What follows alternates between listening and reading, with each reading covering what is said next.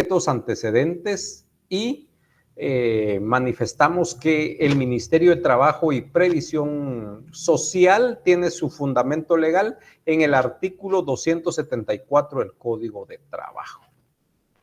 El Ministerio de Trabajo y Previsión Social, entonces, compañeros, tiene a su cargo la dirección, estudio y despacho de todos los asuntos relativos al trabajo y previsión social.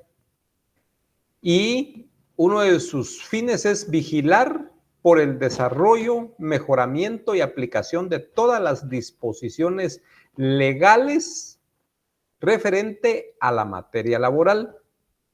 Y por supuesto que no sean competencia del Ministerio que no sean competencia de los tribunales laborales. Jóvenes, por favor, aquí para algunos, sé que como siempre lo manifiesto, algunos pues ya tienen el conocimiento por muchas razones de hacer la diferencia entre el Ministerio de Trabajo y los juzgados de trabajo. Entonces, mucho ojo con eso, manifestando que el Ministerio de Trabajo, pues su nombre lo indica, es parte del organismo ejecutivo y por supuesto que el Ministerio de Trabajo integra el Consejo de Ministros del organismo ejecutivo con el presidente de la República. Y por lo tanto, pues ya lo manifestamos en el artículo 174, está qué es el Ministerio de Trabajo y para qué fue creado el Ministerio de Trabajo. Por lo tanto, tiene varias, ya dentro del Ministerio de Trabajo tiene su ministro, viceministro y empiezan los departamentos y a qué funciones se dedica. Por supuesto que en el artículo 174 está precisamente el objetivo de la creación del Ministerio de Trabajo. Para poder funcionar el Ministerio de Trabajo tiene que cumplir con los requisitos y tener un equipo administrativo de trabajo para los diferentes departamentos. Bueno, pero el Ministerio de Trabajo se ve a través de la Inspección General de Trabajo. Entonces, todos los que han laborado, por ahí platicaba con algún compañero allá en Antigua, que él había trabajado tanto de manera independiente como para alguna empresa. Y entonces se platicaba de que la Inspección General de Trabajo es la que está destinada a verificar que se cumplan las leyes laborales, tanto para el trabajador como para el patrono. Pero a pesar de eso, como lo manifesté, el Ministerio de Trabajo tiene varias oficinas, varios departamentos para que pueda funcionar. Y como punta de flecha, pues tiene la Inspección General del Trabajo, que es la que ejecuta precisamente las actividades correspondientes al Ministerio de Trabajo. También en el artículo 174, jóvenes, establece que son de competencia exclusiva de las autoridades que el Código de Trabajo crea, dice, y cualesquiera otras autoridades quedan obligadas a prestar la cooperación y auxilio que aquellas demanden. Las resoluciones, aquí vamos con algo, compañeros. Pregunta, ¿ustedes ya llevaron su primer curso de Derecho Administrativo? Pregunto. Lo es. Ah, excelente, buenísimo.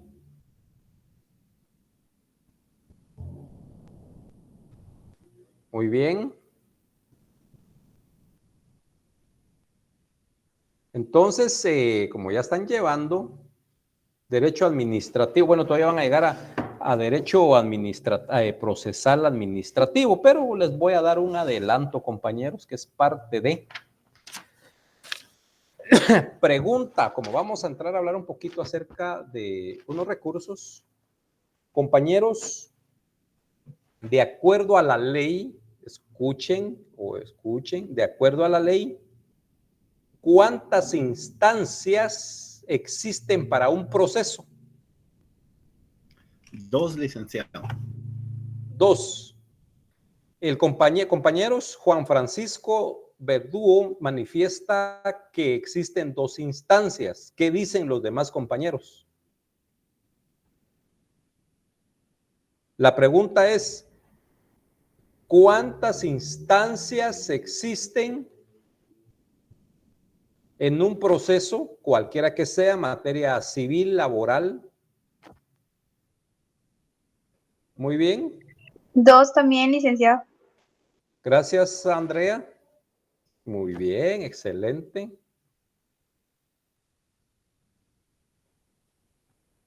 Entonces, permítanme, compañeros, que estoy haciendo unas anotaciones. Entonces, efectivamente, solo ahorita sí no me va a contestar Juan Francisco. Los demás compañeros, como yo dije que de acuerdo a la ley, ¿cuál es el fundamento legal en donde se establece que no pueden haber más de dos instancias en un proceso?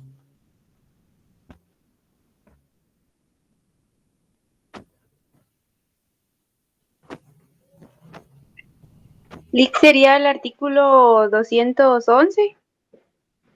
¿De qué? ¿De la Biblia? No, de la Constitución Política de la República de Guatemala. Excelente, muy bien, Andrea. Excelente, así es, artículo 211 de la Constitución Política de la República de Guatemala. Así tiene que contestar Andrea, la felicito. Efectivamente, compañeros, tal como lo manifestó Andrea y algunos otros lo sabían, lo saben, que el artículo 211 de la Constitución Política de la República de Guatemala establece que no pueden haber más de dos instancias en un proceso. Por lo tanto, tenemos la primera instancia, que es en donde se ventila todo, y se emite una sentencia. Y, como siempre, al emitir una sentencia hay dos partes, y esa sentencia, independientemente que sea el resultado en penal, absolutorio, condenatorio, siempre va a afectar, va a beneficiar a uno y afectar a otra persona. Por lo tanto, entonces la persona a quien afecte esa sentencia o no esté de acuerdo con ella, puede presentar o plantear los recursos correspondientes ante el siguiente órgano. Entonces ahí nos pasamos a la segunda instancia. Correcto, Andrea. Así es. Entonces, compañeros, por ejemplo, si estamos en materia de familia, se inicia un proceso, una demanda en contra de X padre por no pagar, fue condenado o resulta responsable de la no pago de alimentos, por lo tanto, se le obliga a través de una sentencia al pago de una cantidad mensual. Bueno, se emitió la sentencia en el juzgado de familia, no está de acuerdo el demandado, aquí ya sería el sentenciado con esta resolución del juez, entonces puede apelar, como los manifestó Andrea, lo puede apelar ante la sala de apelaciones en materia de familia. Y ahí estamos pasando a otra instancia. En materia penal, igual, compañeros. Si ya están llevando penal, no se vayan a confundir, porque en materia penal, a pesar que tiene otra su especialidad ahí, porque antes de pasar a la segunda instancia conocen dos jueces. Está el de primera instancia penal y está el juez de sentencia, el que va en un proceso penal antes de irse a la segunda instancia.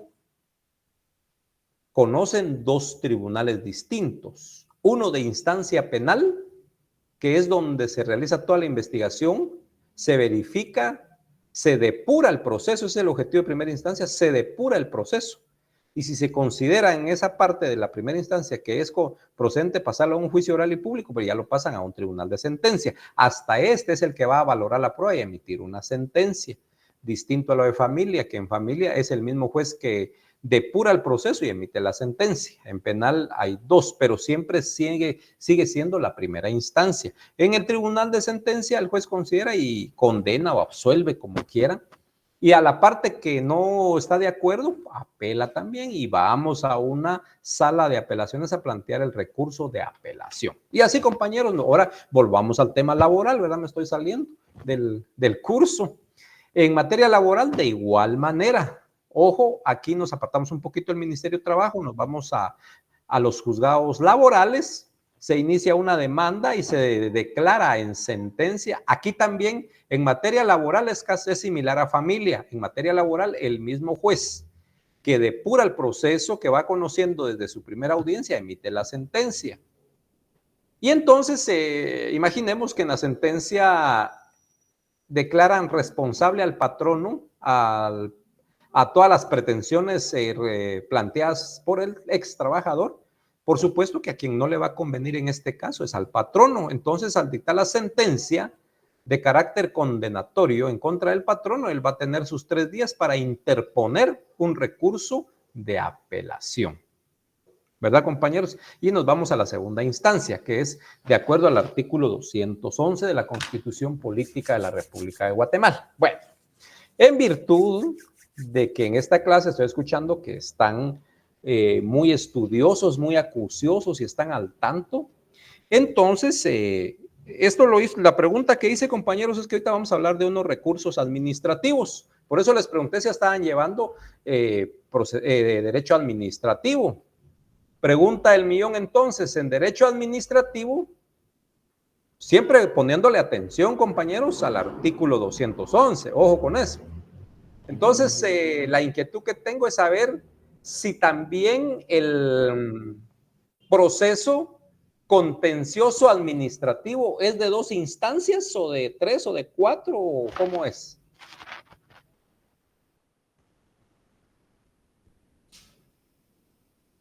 Los que están escuchando el día de hoy les voy a dar este otro tips para los que no lo saben. Si ya lo saben, magnífico. Si no, pues aquí les voy a dar otro tips de vida que si lo anotan se les va a quedar para toda la vida. Andrea. ¿Es de única instancia, Alex? Muy bien, Andrea. Excelente. Única instancia, compañeros, para los que no sabían, el derecho administrativo, en el proceso contencioso administrativo, solo es de única instancia. Ya se dieron cuenta que entonces hay una excepción a la regla, podríamos decir. Porque el derecho constitucional es claro. Dice, no podrán haber más.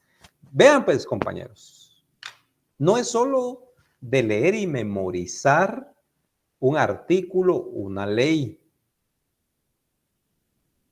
Si analizamos el artículo de la Constitución Política de la República de Guatemala, dice, no podrán haber más, o sea, no podrán, o sea, menos si se puede. No podrán haber más de 2 instancias. Y por lo tanto, una de las excepciones es el proceso contencioso administrativo, que es de única instancia, tal como lo está comentando Andrea. Y les voy a dar otro tips, y a ver si me ayudan ustedes. ¿Consideran ustedes que esta es la única excepción al 211? ¿O hay algún otro por ahí escondido entre las leyes? ¿Qué dicen los compañeros?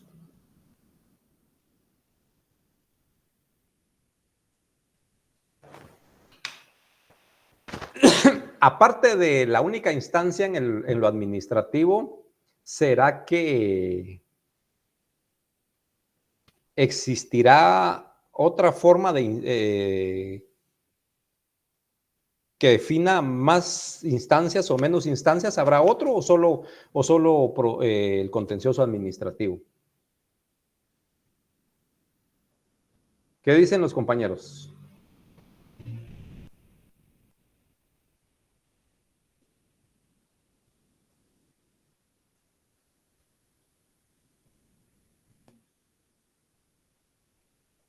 ¿Qué dicen, amigos? 211 no puede haber, de la Constitución Política de la República de Guatemala, no pueden haber más de 2 instancias. La excepción y muy atinada, de una forma atinada, Andrea manifestó que existe una excepción y que es el contencioso, procesal contencioso administrativo, que establece que es de única instancia. La pregunta es, ¿habrá por ahí dentro de todo nuestro conjunto de normas algún otro procedimiento que sea solo de una instancia o de más instancias de las dos? ¿O solo son estas? ¿Qué dicen, compañeros?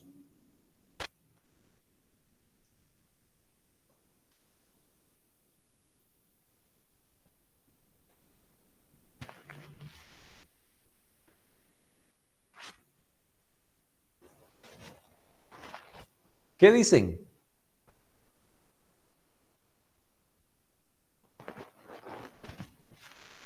Licenciado, ¿Sí?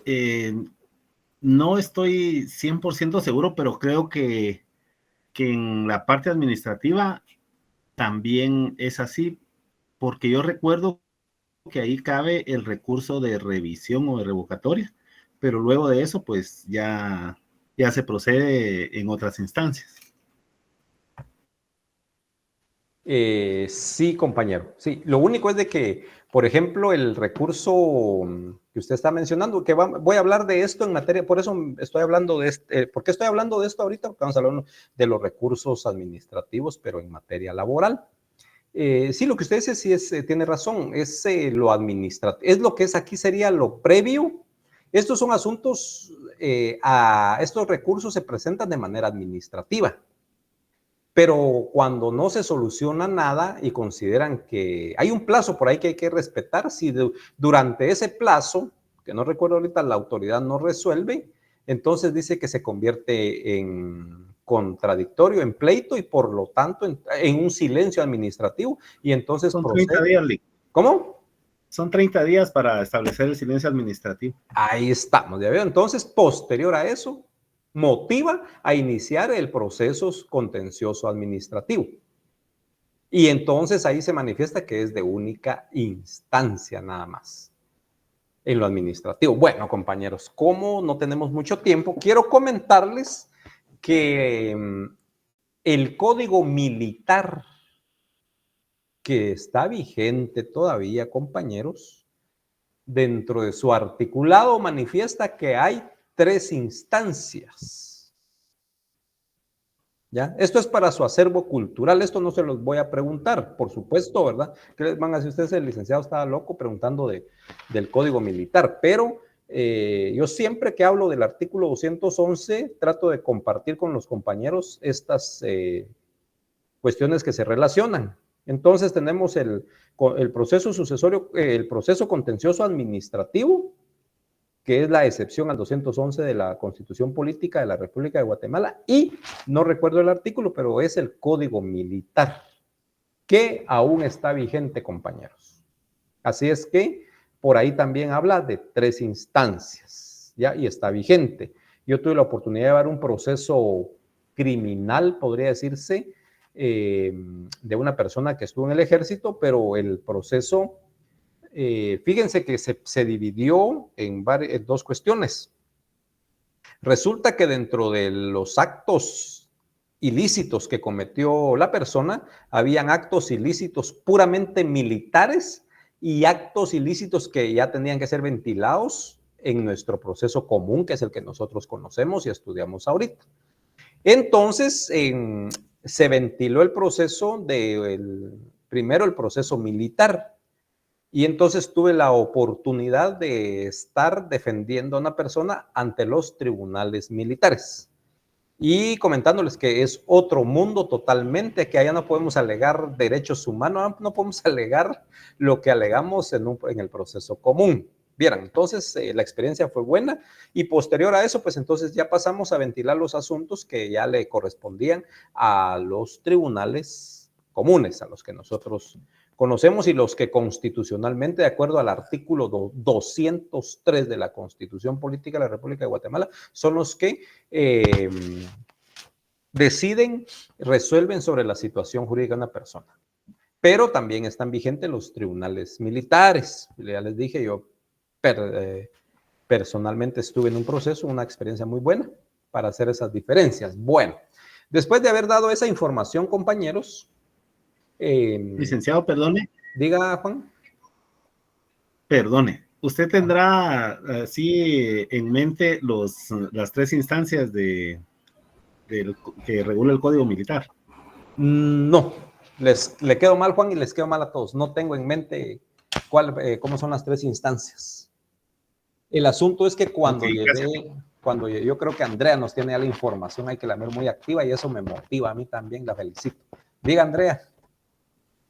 Perdón, Lick, no es tal vez relacionado al Código Militar, sino Ajá. que es una consulta más que todo. Ok. No sé si dentro de lo que estamos hablando cabe mencionar sobre las acciones de amparo, por ejemplo, que son presentadas ante la Corte de Constitucionalidad, pues que algunas, bueno, que ellos conocen más que todo en única instancia, pero no sé si de lo que estamos hablando cabe, o sea, si esto de los amparos cabe dentro de lo que estamos hablando.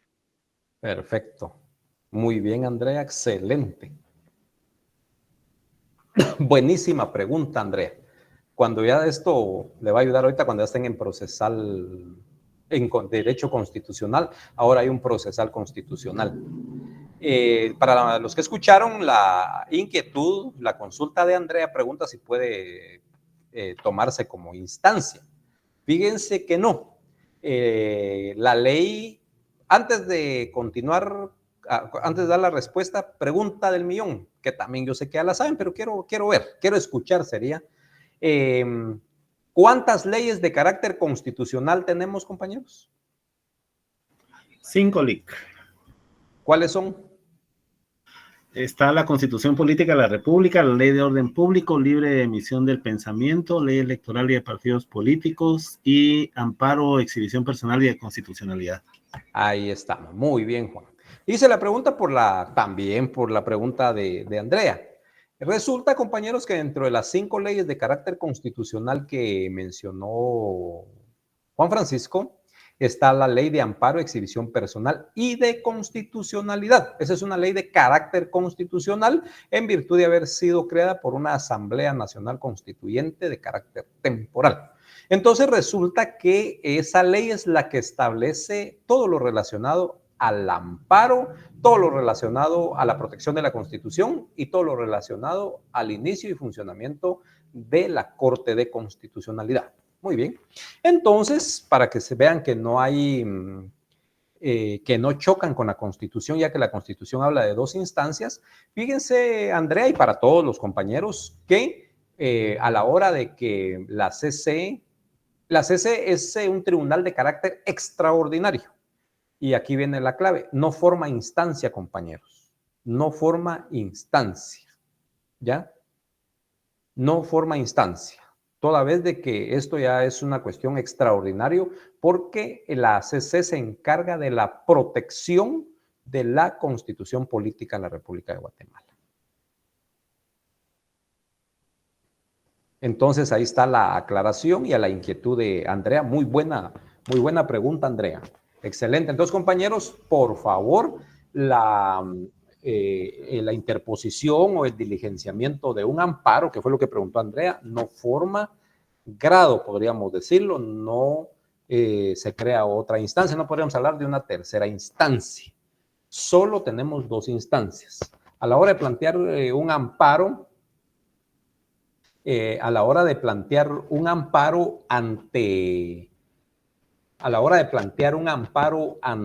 la, hablemos de la CC, es por ejemplo en una sentencia que fue en segunda instancia que no estamos de acuerdo a esa sentencia, entonces es en donde procede amparar la resolución, ya sea porque se violaron, más que todo esto es por los derechos humanos, se violaron derechos constitucionales dentro de esa sentencia. Por lo tanto, vamos a plantear, el amparo solo cabe porque se violaron, compañeros, los derechos constitucionales o se tiene la posibilidad de que se van a violar. Ojo, son 2 cosas, porque ya fueron violados o porque se espera que se van a violar los derechos constitucionales. Por eso se plantea un amparo. Y entonces el objetivo del amparo es para que se recupere ese derecho que se perdió o se proteja el que se consideraba que se iba a violentar.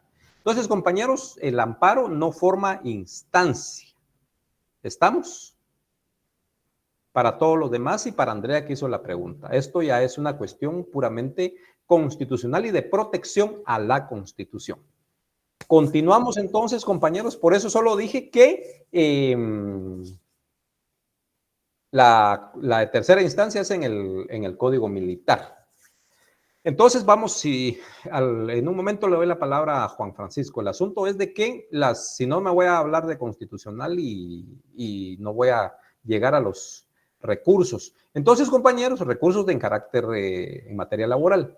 Entonces, después de hablar de que sí existe un Ministerio de Trabajo y Previsión Social en Guatemala y que integra el Consejo de Ministros, por supuesto, dentro de la ley del organismo ejecutivo está cuáles son las obligaciones y el funcionamiento de un ministerio en general. También dentro del Código de Trabajo tenemos que el artículo 174 empieza el título donde empieza a desarrollarse las funciones del Ministerio de Trabajo. Ahí está en esencia qué hace el Ministerio de Trabajo. Entonces, aparte de, por lo tanto, entonces, compañeros, las resoluciones emitidas, fíjense pues, las resoluciones emitidas por el Ministerio de Trabajo y Previsión Social pueden impugnarse únicamente por los recursos de revocatoria y reposición. Voy a repetir, las resoluciones emitidas por el Ministerio de Trabajo y Previsión Social pueden impugnarse únicamente por los recursos de revocatoria y reposición. El recurso de revocatoria se interpone por escrito ante la dependencia administrativa del Ministerio de Trabajo, dentro del término de 48 horas de notificada la resolución. Dice que debiendo el despacho respectivo elevar inmediatamente las actuaciones al Ministerio de Trabajo y Previsión Social. Y el ministerio debe resolver dentro del improrrogable término de 8 días, ya sea revocando, confirmando o modificando la resolución recurrida. Y el plazo empieza a correr desde el día siguiente a el que se reciban las actuaciones.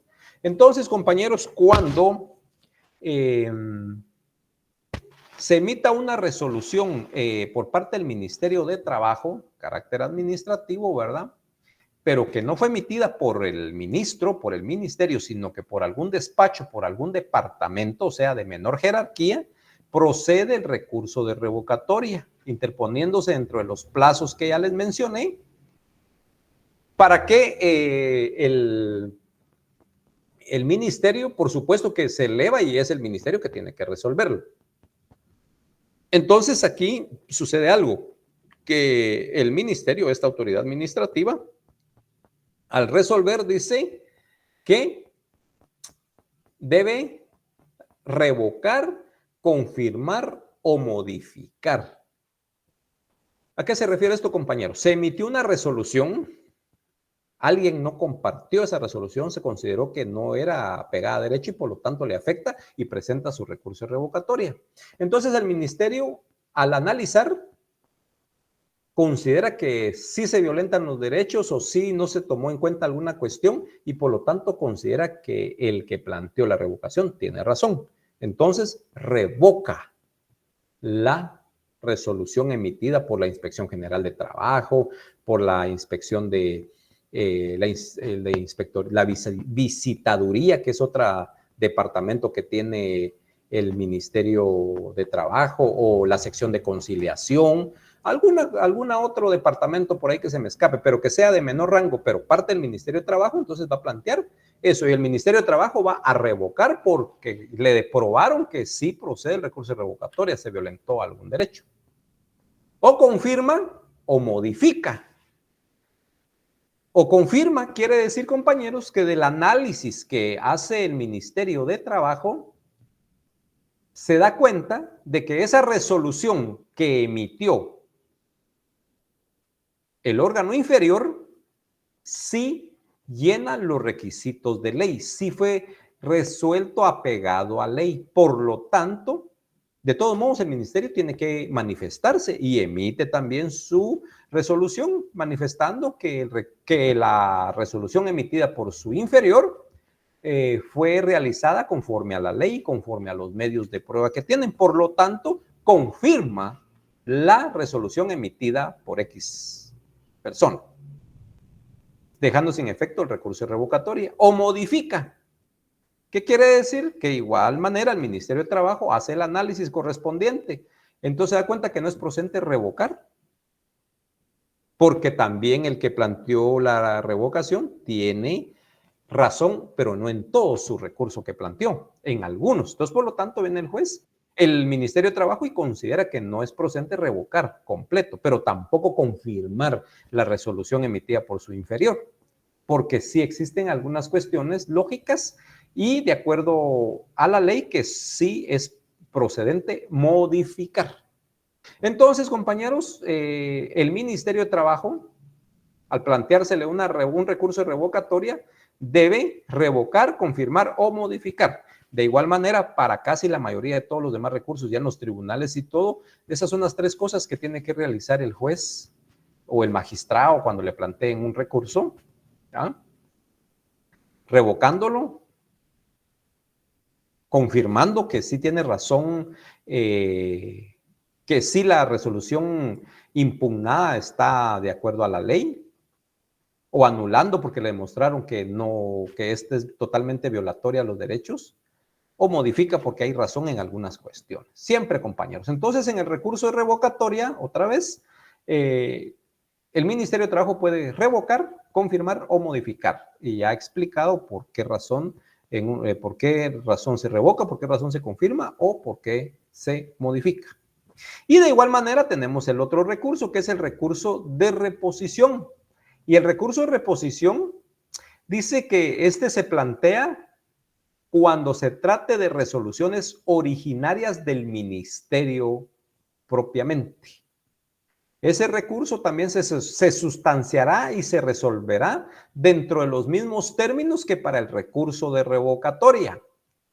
Ustedes dirán entonces, ¿cuál es la diferencia? Pues la diferencia es sencilla, que el recurso de revocatoria lo va a plantear usted cuando la resolución que afecta fue emitida por un órgano, por una dependencia u oficina inferior al ministerio, al ministro, al despacho, pero que es parte del Ministerio de Trabajo.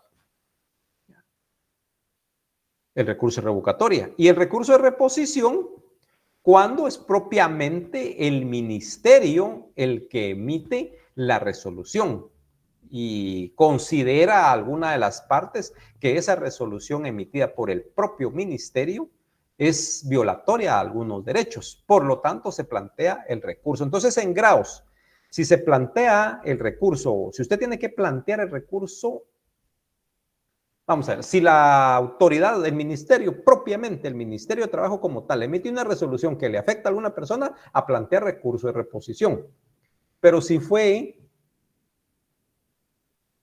la Inspección General de Trabajo la que emitió una resolución, hay que plantear el recurso de revocatoria. A la propia inspección, ellos lo elevan para que lo resuelva. Siempre lo va a resolver el Ministerio de Trabajo. Entonces, compañeros, esto creo que está bien sencillo. Creo que van a sacar 30 puntos en su examen, porque aquí la única diferencia es, depende quién emitió la resolución. Si es propiamente el Ministerio de Trabajo, reposición. Pero si fue un órgano, departamento o oficina inferior al propio ministerio, revocatoria. Eso es, compañeros. Y cuando ustedes leen lectura a su código de trabajo, pues está bien clarito, siempre en el artículo 274. Transcurrido el término de 8 días sin que el ministerio haya proferido, dice, su resolución, se tendrá, escuchen esto, transcurrido el término de 8 días sin que el ministerio haya proferido su resolución, haya proferido, haya emitido, haya dictado, como ustedes quieran, su resolución, se tendrá por agotada la vía gubernativa y por resuelto desfavorablemente los recursos de revocatoria o reposición, según el caso, según el artículo 275 del Código de Trabajo. Entonces, compañeros, estos dos recursos son los que se pueden interponer a las resoluciones emitidas por o dentro del Ministerio de Trabajo o por alguno de sus departamentos. Tenemos también, compañeros, dentro del Ministerio de Trabajo, las dependencias del Ministerio de Trabajo y Previsión Social. Licenciado. Diga, Juan. Sí, licenciado, perdone que le interrumpa. Solo antes de pasar al otro punto, fíjese que yo no logré escuchar bien a partir de cuándo se empiezan a computar los plazos con el Ministerio de Trabajo, si es al día siguiente o el mismo día. En cualquiera de los dos recursos, ¿verdad? Sí, en cualquiera de los recursos, licenciado. Es que usted mencionó que la interposición de estos recursos debe realizarse dentro de las 48 horas siguientes o próximas a la resolución. Digamos, la institución debe responder dentro de los 8 días siguientes, pero no logré escuchar a partir de cuándo empieza a computarse el plazo. Ya, excelente, muy bien. Sí, vean, compañeros, la pregunta que hace Juan Francisco. Entonces aquí hay que tener, vean, compañeros, ahorita que él está preguntando, esta consulta es buena y yo sé que a veces alguien hace una pregunta, hoy las consultas han sido bien puntuales, bien interesantes, por todos los compañeros que han participado. Tienen que tener al tanto, compañero, y los que ya lo hacen, pues los felicito, la ley del organismo judicial. ¿Por qué razón? Porque en la ley del organismo judicial, pues ahí es donde está establecido de forma general todo lo que se ventile en los tribunales en cuestiones. Entonces, cuando no exista plazo o algo en materia, más que todo en los tribunales, entonces nos vamos supletoriamente a la ley del organismo judicial. ¿Ya? Incluso algunas cuestiones de carácter administrativo, como estamos aquí, si no hubiera, pues nos vamos supletoriamente a la ley del organismo judicial. Incluso para algunas cuestiones, bueno, no incluso, sin el incluso. Por ejemplo, en materia administrativa, como ustedes se dan cuenta, hay muchas leyes nuevas, se han reformado las leyes en algunos casos. Entonces, la ley de lo contencioso administrativo, después de que ha sido una ley general, se ha ido quedando ya convirtiendo, es una ley general, podríamos decirlo. ¿Por qué razón? Porque si vamos por ejemplo, al Ministerio de Salud, Ministerio de Salud Pública, tiene su propia ley, y dentro de la ley del Ministerio de Salud tiene sus propios procedimientos administrativos. Entonces no es necesario utilizar la ley de lo contencioso administrativo. Pero hay algunas instituciones que sí no tienen un procedimiento para solventar su situación. Entonces nos vamos a la ley de lo contencioso administrativo. Vamos a ver en cuanto a la consulta que hace Juan Francisco. Entonces, en el recurso de revocatoria, debe interponerse por escrito ante la dependencia administrativa del ministerio mencionado, dentro del término de 48 horas de notificada la resolución. Se me pasó esa parte, bueno, no se pasó, la omití. Entonces, compañeros, o lo dije y tal vez algunos no lo escucharon, se interpone por escrito ante la dependencia administrativa del Ministerio de Trabajo dentro del término de 48 horas de notificada la resolución. Sí lo manifesté. Quiere decir, compañeros, que una vez notificado, tengo 48 horas para interponer mi recurso, 48 horas para interponer mi recurso de revocatoria. Y como ustedes, si escuchan, dice, debiendo el despacho, la Inspección General, Conciliación, alguna otra dependencia, debiendo el despacho respectivo, elevarlo inmediatamente. Ellos no tienen plazo. Elevarlo inmediatamente. Las actuaciones al Ministerio de Trabajo. Entonces son 48 horas, Juan Francisco, después de ser notificado, para plantear el recurso. Ok, sí, gracias. De acuerdo a lo que usted mencionaba de la ley del organismo judicial, la ley del organismo judicial establece, digamos, los horarios, ¿verdad? Establece noche de 6 de la tarde a 6 de la mañana, también establece que el día empieza desde las 0 horas. Mi pregunta puntual era si el plazo empieza a computarse desde que yo recibo la notificación o, como lo establece la ley del organismo judicial, al día siguiente. Ok, buena pregunta. Y me ganó porque yo les iba a hacer la pregunta a ustedes. Entonces, compañeros, la consulta de Juan Francisco es esta, de que desde qué momento, dice desde que sea notificado. Entonces aquí utilizamos pues la ley del organismo judicial.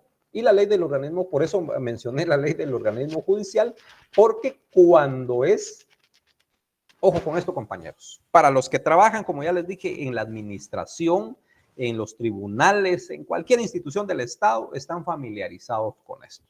Para los que no, porque ya lo mencionaba, tiene un negocio, tiene una empresa, pero le gusta estudiar derecho, o por cualquier cuestión no tiene ese contacto diario, directo con las instituciones del Estado, entonces es un poquito más complicado. Para los demás no, para los demás también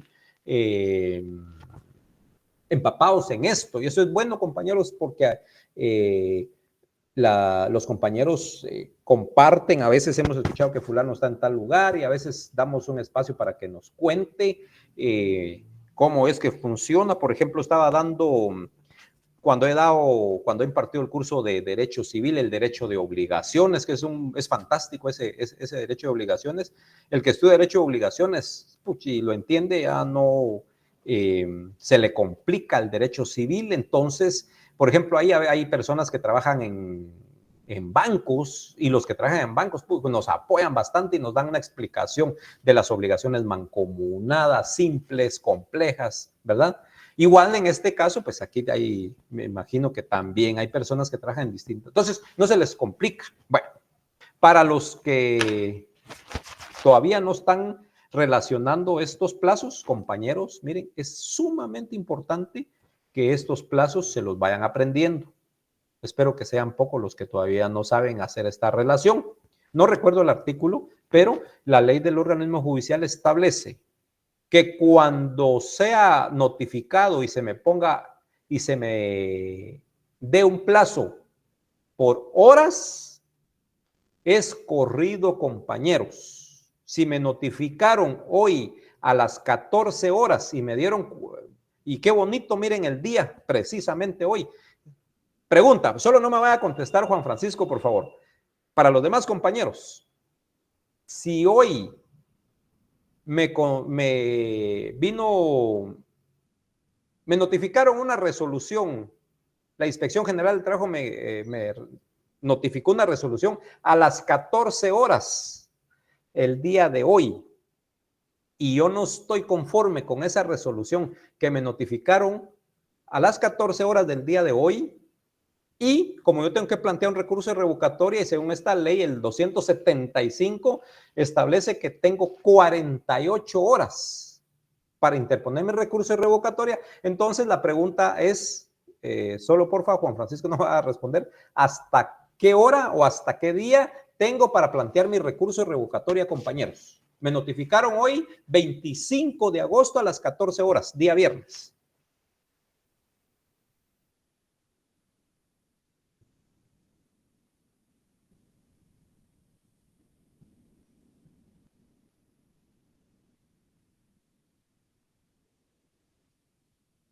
Gracias, compañera. Compañera dice que tenemos hasta el martes 29 para interponer mi recurso de revocatoria. Gracias, compañera, por su participación. ¿Qué dicen los demás compañeros? Tengo 48 horas y fui notificado, bueno, hoy fui notificado, hoy viernes 25 de agosto a las 14 horas fui notificado de una resolución, no comparto esa resolución, entonces debo plantear un recurso de revocatoria, pero como de acuerdo a la ley tengo 48 horas. ¿Hasta qué hora o qué día tengo para plantear mi recurso de revocatoria? Ya nuestra compañera manifestó que tenemos hasta el día martes de la siguiente semana. ¿Qué dicen los demás compañeros, a excepción de Juan Francisco?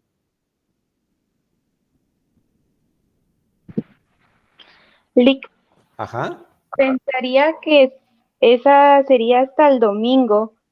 Ajá. El domingo antes de las 14 horas, Ajá. pues que en la ley se especifica que son a partir de las 24 horas del día, a partir del momento que se me ha notificado, o sea, no manifiesta que en días hábiles.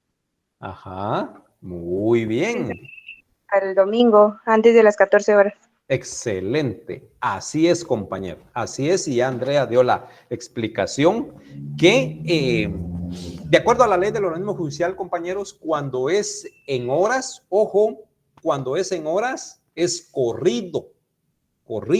Entonces, miren qué bonito lo que estamos platicando el día de hoy, porque le va a servir no solo para derecho laboral, sino para un montón de cuestiones.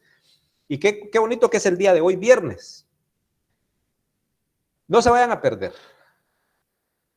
Estamos en derecho laboral, nos dan, la ley establece que son 48 horas. Si me notificaron hoy a las 14 horas, tengo 48 horas. Entonces yo tengo que empezar a contar mis horas, compañeros, desde las 14 horas de hoy. Y empiezo a contar. El día sábado se me llegaron 24. Y como bien lo dijo Andrea, el día domingo a las 14. Y un compañero que escribió por ahí también dice, tenemos hasta el domingo a las 14 horas. Por supuesto que tiene que ser antes de las 14 horas, ¿verdad, compañeros?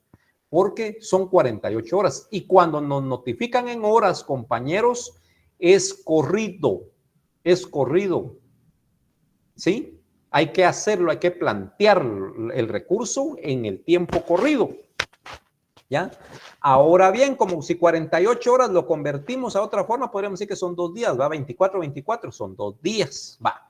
Imagínense ahora, pregunto otra vez, si hoy a las 14 horas me notificaron, pero no hablemos del recurso revocatorio, no los voy a confundir.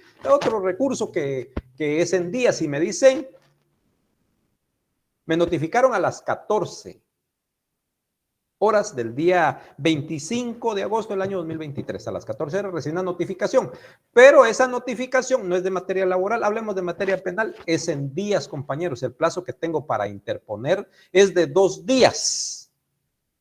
¿Hasta cuándo tengo para interponer el recurso?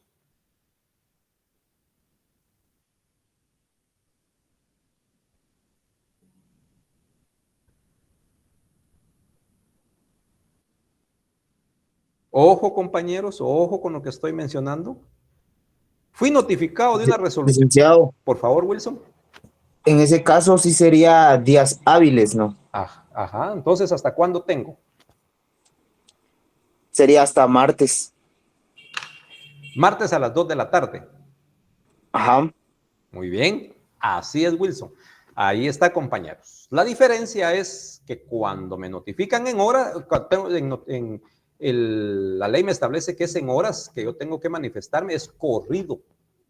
Pero cuando la ley establezca en días, que tengo 5, 10, 15 días, se refiere a días hábiles. Entonces, aquí sí, en el buen chapín, como se dice, nos rayamos. ¿Por qué razón? Porque me notificaron hoy.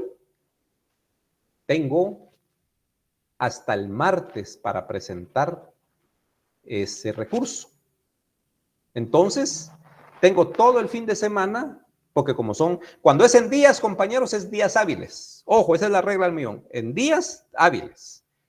Entonces, así como lo dijo Wilson, me notifican hoy, tengo toda la tarde, sábado y domingo, y todavía lunes para trabajar mi recurso y plantearlo, como es hasta el martes, lo tendríamos que plantear, presentar es la palabra, o interponer en la mañana el día martes. Entonces, compañeros, la diferencia, todo también por la inquietud de Juan Francisco, que yo le iba a mencionar, pero yo les iba a hacer la pregunta, él me hizo la consulta. Entonces, compañeros, así como ustedes lo acaban de resolver, así como lo aclaró Andrea y el compañero que nos escribió, que en horas, cuando es en horas es corrido, entonces ahí sí no podemos, como es sábado y domingo no me aplica y lo dejo hasta, y se los digo, hay abogados que se les ha olvidado o se les olvida por usar mucho el plazo de días. 48 horas, tengo hasta el martes, ¿verdad? Pero no, en horas es que usted tiene que trabajarlo y presentarlo el domingo. Si es en días, ahí sí aplica que solo días hábiles. Entonces, si hay feriados, pues también aplica. No se cuentan. Muy bien, compañeros, excelente. Cabal, como lo dijo Wilson. En días, si fuera en días, nos tocaría hasta el día martes. Pero como el Código de Trabajo en el artículo 275 establece que tengo 48, dentro del término de 48 horas de notificada la resolución. Entonces, es en horas corridas. Empezamos a contar todo, cuenta hoy, cuenta mañana y tenemos hasta el domingo. Así es que pilas con esto, compañeros, ya en el trabajo. ¿Por qué razón? Porque se confía uno y piensa que es en días hábiles. Y ahí es donde uno pierde el trabajo, y muchas cuestiones, ¿verdad? Cuestión de responsabilidad, de conocimiento, compañeros. Yo creo que aquí hablamos, imagínense ustedes, hablábamos sobre la vez pasada, creo que Juan Francisco ahí nos apoyó con esta cuestión de los renglones, la forma de contratar a las personas. Entonces imagínense ustedes que, y es que lo estaba mencionando porque viene al caso, y por ahí está pasando una situación en una municipalidad, contrataron a unas personas para trabajar, pero dentro de ellas hay 10 personas que son jubiladas. Imagínense ustedes que estaba leyendo, el caso no lo llevo, eso a mí me preguntaron las personas, me consultaron qué podían hacer, pero ya no pueden hacer nada, van a tener que reintegrar la plata. Pero entonces por eso mismo yo me puse a revisar la ley y estaba viendo de que cuando en una institución contratan a personas que ya fueron servidores públicos y que gozan de una jubilación, tienen que dar aviso de esa contratación. ¿Para qué? Para que el Ministerio de Finanzas y las demás instituciones suspendan la jubilación y no reciba el jubilado porque ya está trabajando para el Estado otra vez. Bueno, imagínense ustedes que el asesor de esa MUNI no lo hizo, y aparte de eso, después de que dejó de trabajar en la MUNI, viene y como ya no le pagaron todas sus prestaciones a los trabajadores, él como ya es independiente a la municipalidad, inicia un proceso. No, él era, en ese momento era juez de asuntos municipales, pero él debió estar sabido que ya estando fuera de la municipalidad, él plantea un proceso, una demanda laboral, hablando de una demanda laboral en contra de la municipalidad, apoyando a estas personas que ya no les pagaron sus prestaciones. ¿Qué sucede ahora que estoy viendo todo esto que me han estado comentando? Resulta que vino el abogado y planteó una demanda, pero dentro de esa demanda también está exigiendo el pago de salarios, pago de sus prestaciones de algo que no tenían derecho a gozar los servidores, porque no hicieron el trámite previo a la suspensión de la jubilación. Entonces imagínense lo que hizo el abogado. Hay que tener cuidado con esto, compañeros. Ya el abogado tuvo que ser acucioso, analizar el expediente y ver si procedía el planteamiento de un proceso laboral. Preguntaba al compañero si cabe algún recurso en cuanto a lo administrativo. Yo no soy muy ducho en lo administrativo, pero por lo que he visto y por lo que me acaban de decir, dice que ya Finanzas, ya a uno de los jubilados ya le llegó la notificación que tiene que reintegrar. Y miren ustedes qué lamentable, porque vinieron estas personas y trabajaban para la municipalidad ganando 3,000 quetzales. Pero tienen que reintegrar la jubilación, 5,000 quetzales mensuales. No los 3,000. O sea que al final este servidor perdió 2,000 quetzales porque por ir a... Miren, pues ustedes, la cosa es que también el servidor público tenía que saber, el jubilado, perdón, sabía, hombre, vino él dijo, recibo mis 5,000 quetzalotes de mi jubilación y otros mis 3,000 de la MUNI, son 8,000 quetzales. Ya, entonces él no pudo preguntar con tiempo, asesorarse, si eso era bien. Sí, yo creo que la mayoría lo sabemos, de que no podemos gozar de 2 salarios en el Estado. Tuvo que haber suspendido el pago de la jubilación, pero no lo hizo. Como les digo, se emocionó. Exactamente, compañero, así es. Entonces, también en este caso que les estoy comentando, son varios, son como 22 personas. Bueno, de las 22 son como 11 jubilados. Entonces, a uno de ellos ya les llegó la orden del Ministerio de Finanzas que empiecen a reintegrar. Y no van a reintegrar solo los 3,000 que disfrutaron el nuevo trabajo, no. Eso ya lo disfrutaron, van a reintegrar la jubilación. Fíjense ustedes, los 5,000 que tal. Bueno. Entonces, compañeros, ¿por qué menciono esto? Precisamente porque hay que tener en cuenta, hay que estar bien, hay que asesorarse bien. Compañeros, como profesional del derecho, y va usted tanto a dar una opinión como asesor de una institución, hay que hacerlo bien, compañeros. Por eso hay que empezar a estudiar desde el inicio, bien.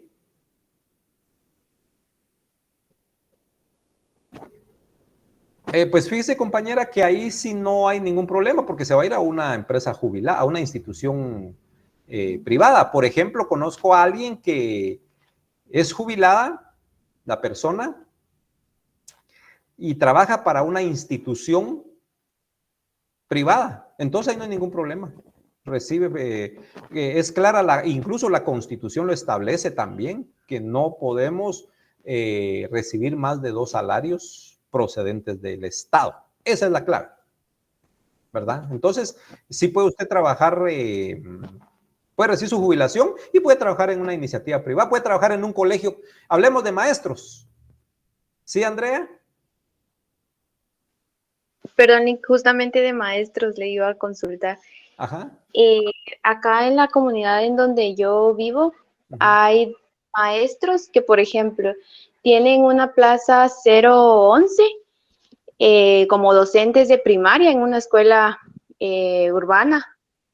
Sin embargo, también poseen un contrato 021 para un instituto nacional, o sea, trabajan ambas jornadas y ganan el salario en cada una, pues, o sea, tienen doble salario del Estado.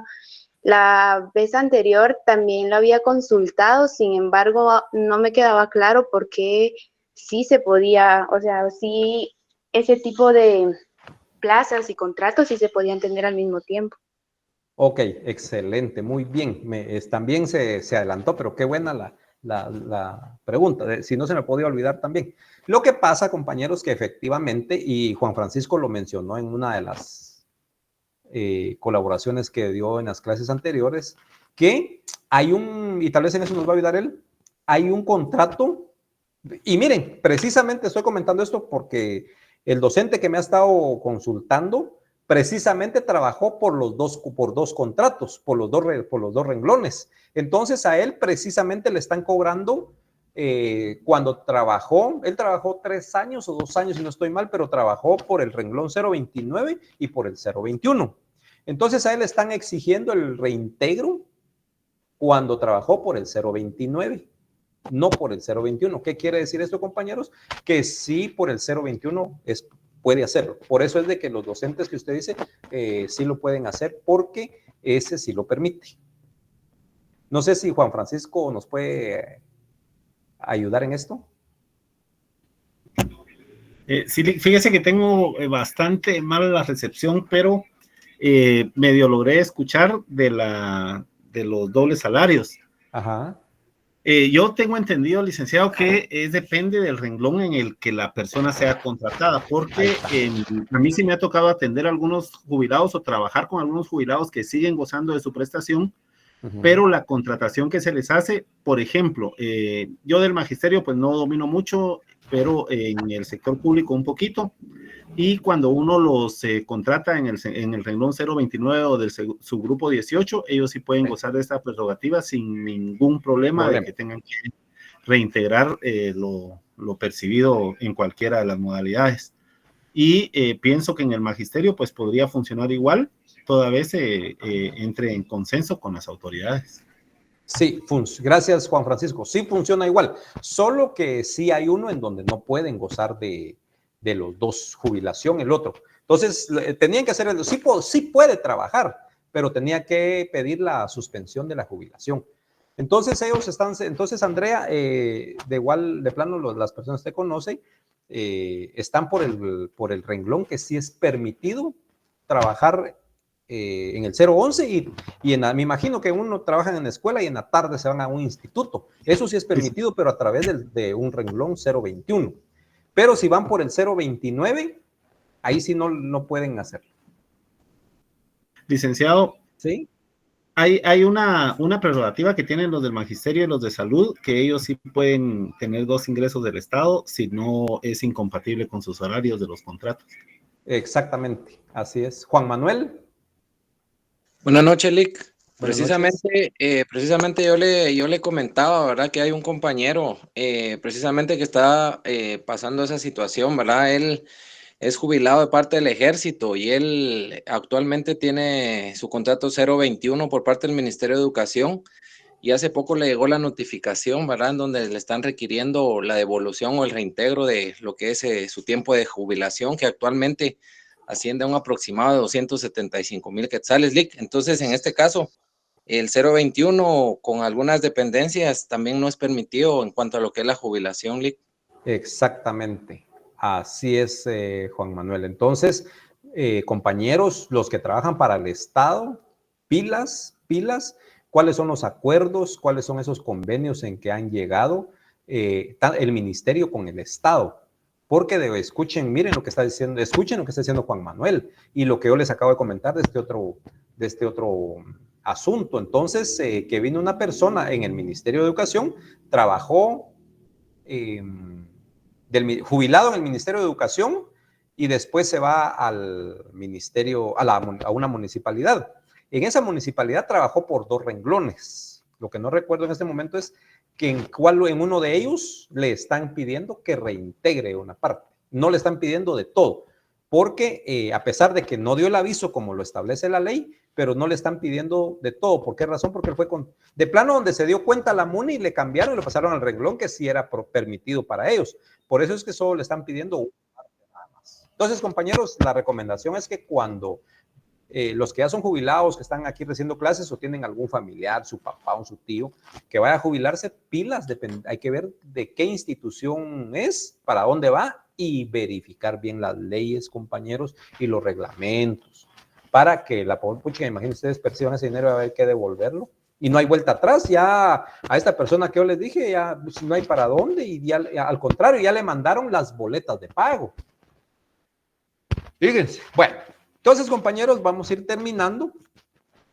Dependencias del Ministerio de Trabajo, está en el artículo 276. Dentro de las dependencias del Ministerio de Trabajo tenemos el Departamento Administrativo de Trabajo, la Inspección General de Trabajo, la Comisión Nacional del Salario y las que determine el reglamento que dicte el organismo ejecutivo. Recuerden que el Ministerio de Trabajo y Previsión Social es un ministerio, por lo tanto pertenece al Consejo de Ministros, integra el Consejo de Ministros y es parte del organismo ejecutivo. Entonces, cuando se quiera emitir alguna cuestión, el organismo ejecutivo emite algún reglamento que sea aplicable al Ministerio de Trabajo.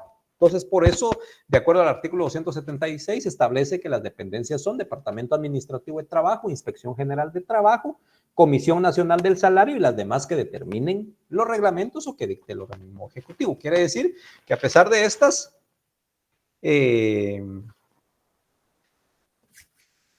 además de estas, pueden crear más. Entonces, compañeros, esas son las dependencias que hay. Por supuesto, todas son importantísimas, si no, no estuvieran dentro de la ley. Pero precisamente es una de ellas la que es la punta de lanza y es la que cumple con el fin del Ministerio de Trabajo. Por supuesto, bueno, todo está relacionado porque no puede estar una sin la otra, tiene que haber un departamento administrativo, ¿verdad? Si no, no va a funcionar lo demás. ¿Ya? Y está la Comisión Nacional del Salario, que la Comisión Nacional del Salario, ustedes escuchan que cada año es modificado el salario.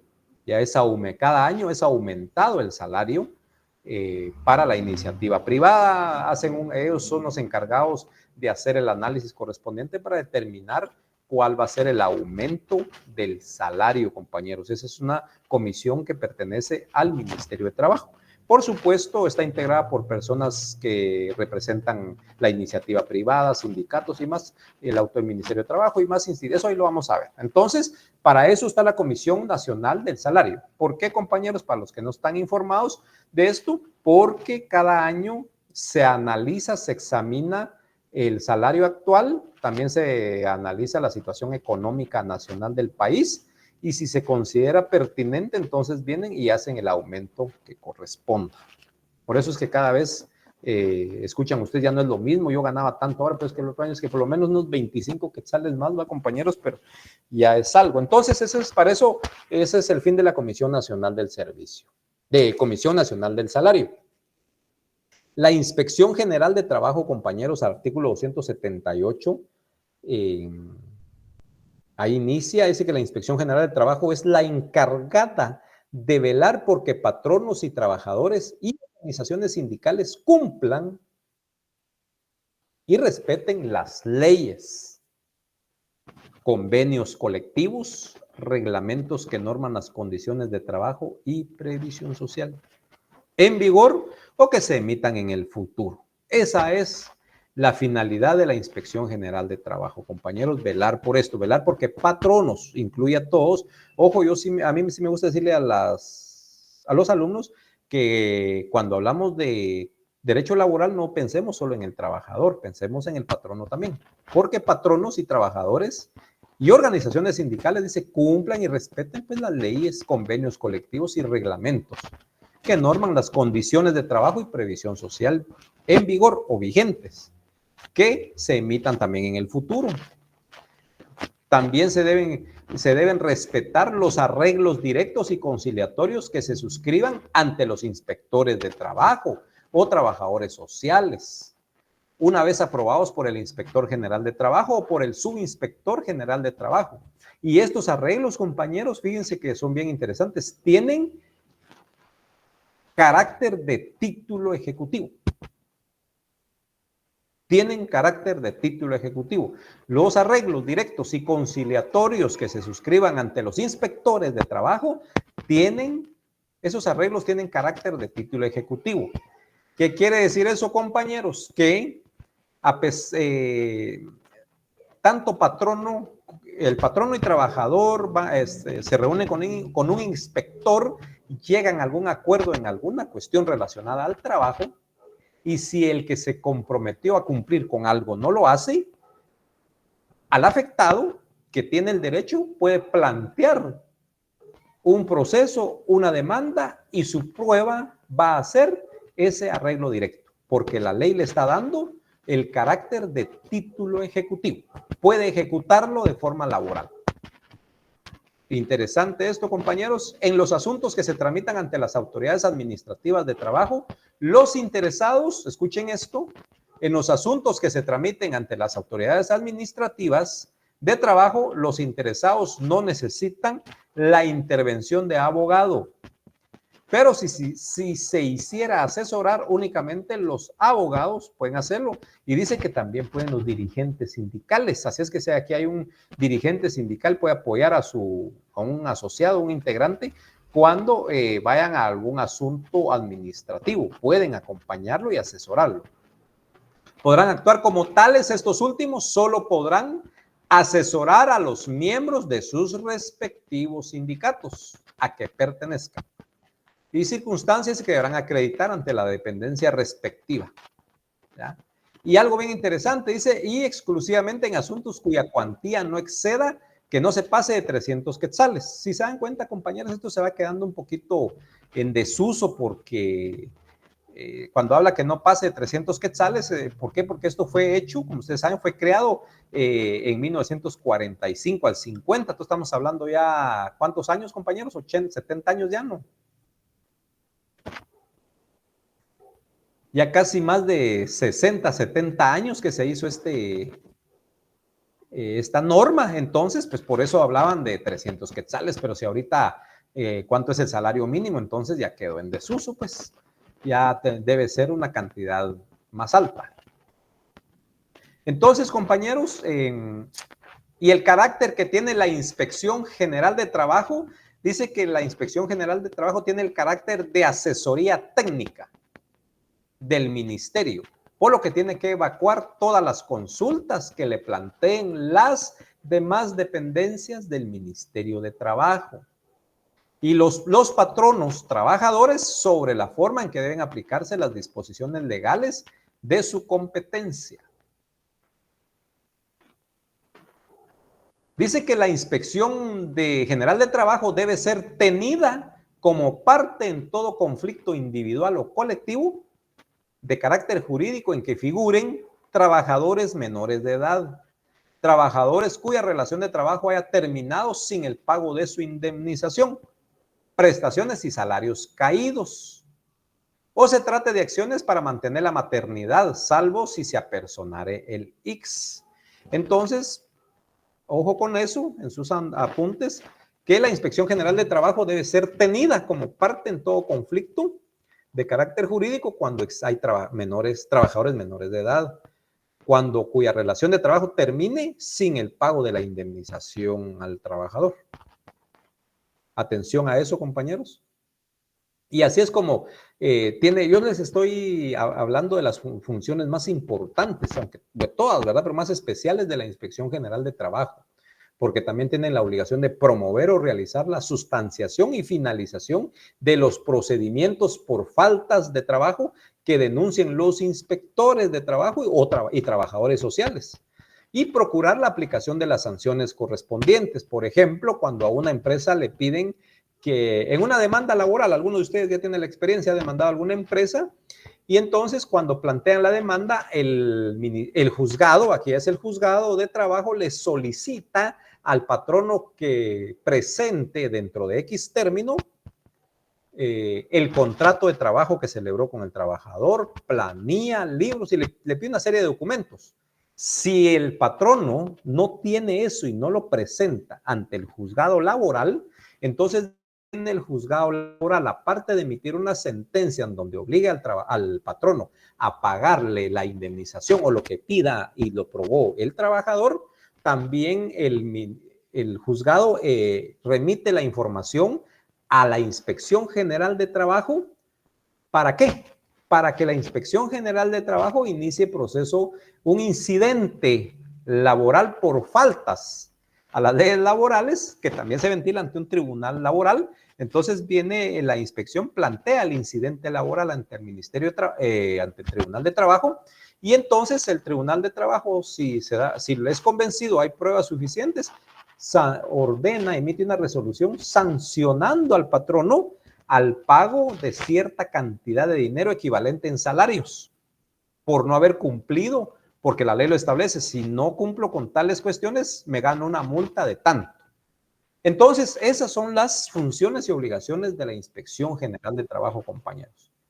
Tiene una cantidad de funciones el Ministerio de la Inspección General de Trabajo. Entonces, compañeros, por aquí nos quedamos. Vamos a seguir profundizando más. Sí, fíjese, Juan Francisco, que es dependiendo de la falta que cometan. Entonces, ahí gradúan la cantidad. Sí, es hasta, pero puede ser graduado dependiendo de la falta que cometan. Así es la sanción pecuniaria que le imponen al patrono. Y de los conectes que tengan, Lick. También así es. De igual manera, quiero comentarles que también puede ser sancionado a través de un incidente laboral un trabajador. Caso muy extremo, pero puede ser. Entonces, compañeros, aquí nos quedamos. El 1 de septiembre es el examen de Derecho Laboral, ¿verdad, compañeros? Sí, licenciado. Ok, gracias, compañera. Entonces, compañeros, diga Fátima.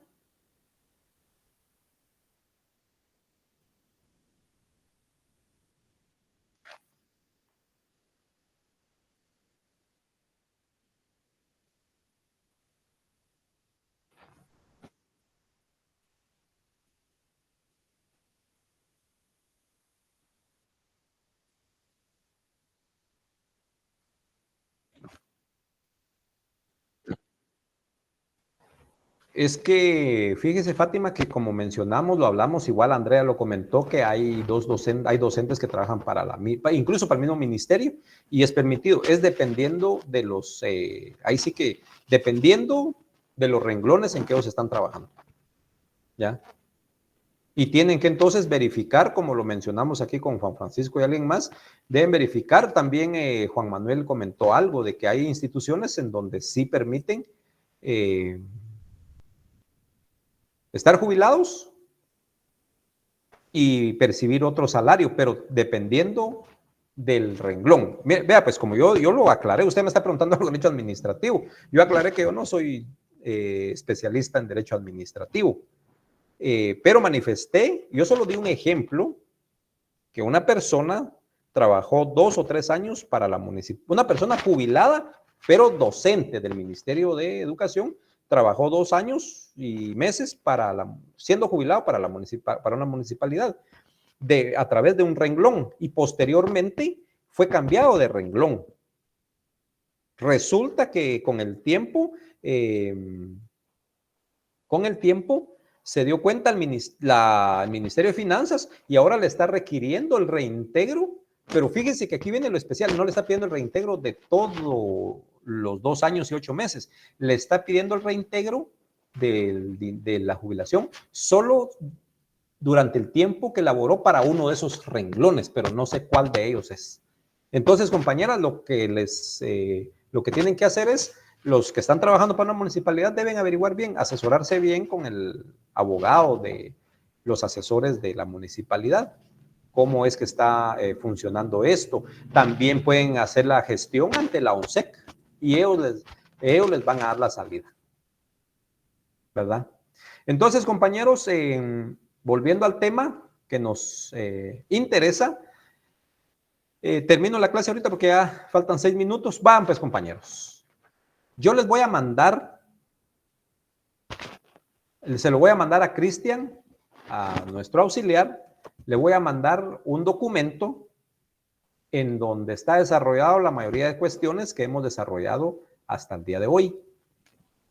También, junto con ese documento, les voy a mandar la información, qué es lo que tienen que leer y de dónde va a venir el examen.